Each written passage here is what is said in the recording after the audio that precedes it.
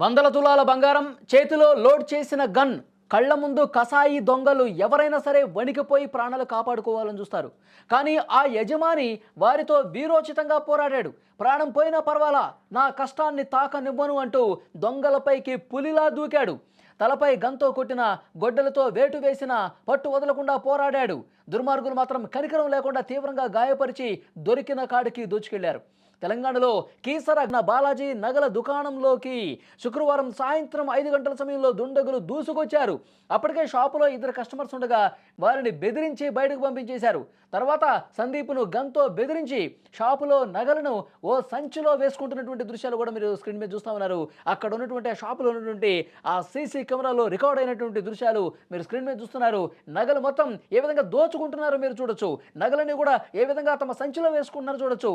వచ్చినటువంటి ఇద్దరు కూడా ఆ షాపులో ఉన్నటువంటి బంగారం మొత్తం కూడా ఉంగరాలు కావచ్చు, గొలుసులు కావచ్చు, అన్నీ కూడా బంగారపు వస్తువులు అన్నీ దోచేస్తున్నటువంటి దృశ్యాలు మీరు ఆ సర్కిల్లో చూడొచ్చు. ఏ విధంగా దోచుకుంటున్నారో దొంగలు చాలా స్పష్టంగా కనిపిస్తుంది. అయితే ఇద్దరిలో ఒక దొంగతో వ్యాపారి చాలా పెద్ద పోరాటమే చేశాడు.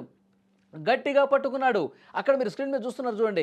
అతను పెనుగులాట జరుగుతోంది. అతన్ని పట్టుకున్నాడు.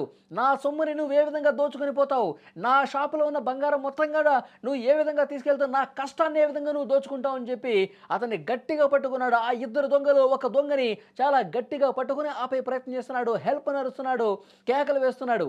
కానీ ఎవరు కూడా ఆ షాపు లోపలికి రాలేదు. కేకలు ఎవరు కూడా వినిపించలేదా, లేకపోతే వినిపించినా మనకెందుకులే అనుకున్నారు. కానీ బయట నుంచి ఎవరు కూడా దీన్ని అడ్డుకునే ఏమాత్రం కూడా వదలలేదండి.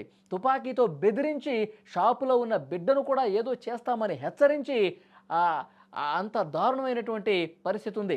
ఆ క్షణంలో ఎవరైనా సరే తన ప్రాణాలు కాపాడుకోవటానికి వదిలేసేవాడు. కానీ తన కష్టం కళ్ళ ముందు కనిపిస్తోంది.